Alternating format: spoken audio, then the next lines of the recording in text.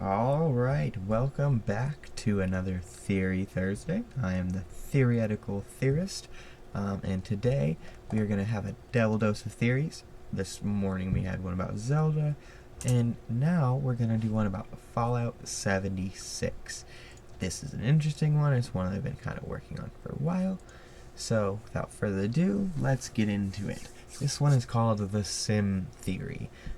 Some of you guys might actually be able to guess what this is about, but I'm going to kind of go over it a little bit. It's an interesting theory. It involves nuclear winter and the main game. It's quite interesting, if I didn't say that already. So what is Sim Theory?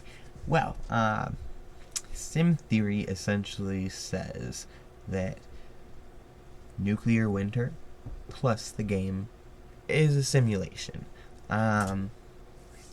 Essentially, in a nuclear winter, Zax, after killing off his own people, because they were also in a sim, tapped into, because as we can see, the networks around Appalachia aren't as bad as we thought they were.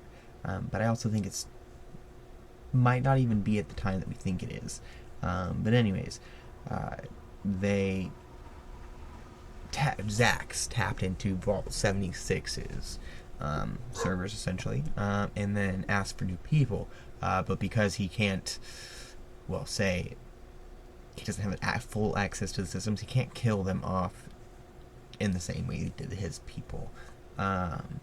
Anyways, there's a couple things that I kind of noticed in the gameplay and lore, and I know some people probably explain away, it's because it's a multiplayer game, it has to be fit that, but this is the only Fallout 76 Fallout where when you die, you can come back to life. And not only can you come back to life, but you can actually go directly to your spot and find the stuff that you had sitting there as if you were another person.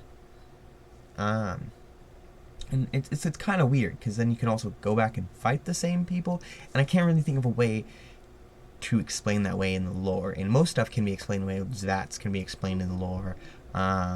So can the item system and stuff like that. It's all lore based. But Fallout 76 kind of stands out in that way. And there's a couple other things too. Specifically with Vault 76. And you're probably all thinking, well, how does this run into this? I think Vault 76 was a essentially the what is it called? The base, or the you guys know the word. It's the control group. That's why they gave that whole best and brightest, and I don't think really the best and the brightest. It kind of seems like a farce. And then it turns out that we were supposed to get the nuke silos, which everybody's blowing them up now, and just a lot of it doesn't make sense. Anyways, let's go on to the next part. So what kind of proof do we have? Well, let's start at the beginning of the game. Alright, as time has progressed, and you go to make a new character, and I know you guys are probably going to explain away this, but every time you start a game, it tells you that you've been asleep, right? And you slept in. And that everybody has left. Well, you might not catch it, but part of that little speech over the intercom, it specifically says, I will repeat this every day, or every 24 hours. It's one of those. It's a really interesting statement, because if everybody has already woken up and left, that means it's already been played once that day. So at the very least, you would have had to have slept till the next day. That's 24 hours of sleeping. Plus the whatever 8 hours after you fell asleep after you got drunk. So 30 some odd hours of sleeping. That's just not possible. And it gets weirder. I won't go into too much of a rant about that, because, game logic could probably explain it away in some way that you guys will try to. But the second thing is the actual Mr. Handy. When you go through the starting area, you actually get to a Mr. Handy that goes to greet you, and he starts, and then he stops. And specifically what he says is, I can't do this anymore. Who's fooling anyone? Even my coding can't believe this, that it's still the day. Okay, and it's almost like a hint. Like, developers were trying to hint to us that it's not actually Reclamation Day. But then it gets to our other things, and I know this is something I've already kind of touched on, but death. Death is weird, you know? Specifically even with nuclear winter involved, you know? You die all the time. And the whole premise, actually, of nuclear winter is that it's you coming back to the vault. It's specifically you. Because you go out there, kill people, and then come back. And you die most of the time, and you still go back. So, it's weird. And everyone's saying it's beta, and it's the thing. But there's actually lore in it. There's actual lore to that. It is an actual vault. It's not just made up. They actually made it a vault. I mean, you can get the chair and stuff. You get your own suit and everything.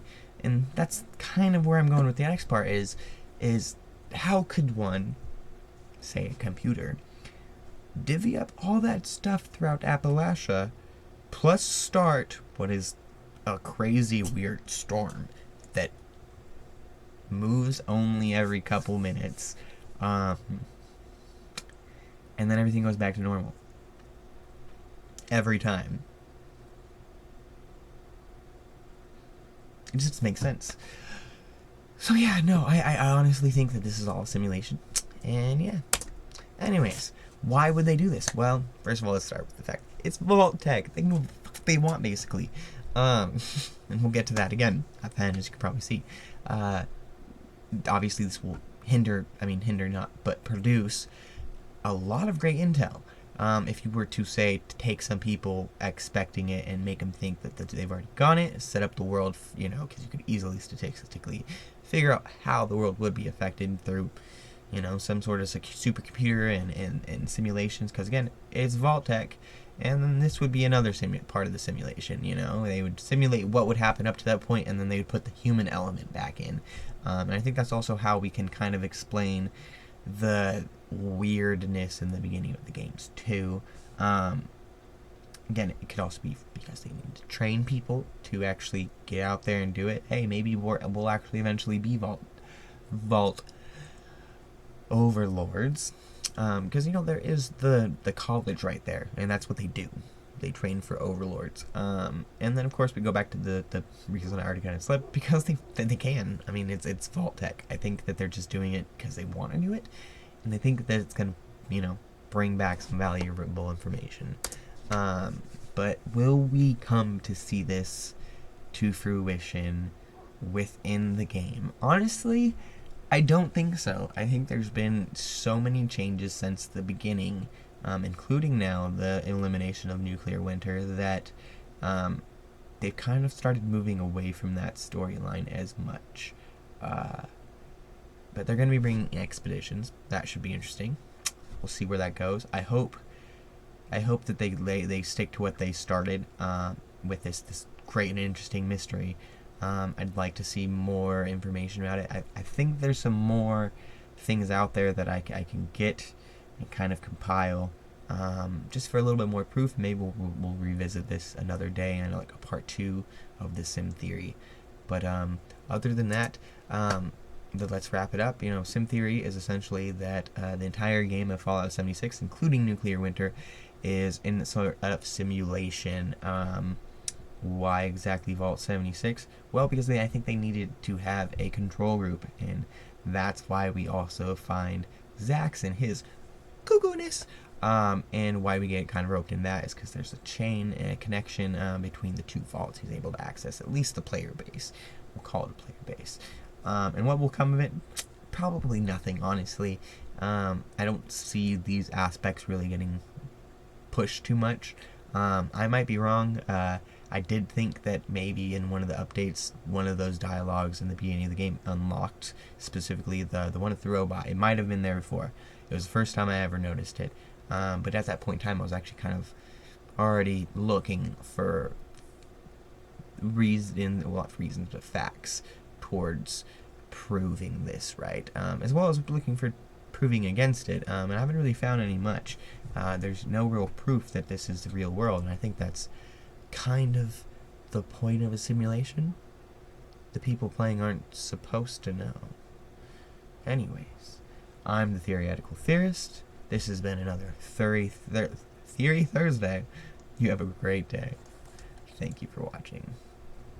Next time, and do stay tuned, we'll be talking about the ugly truth of Marsha.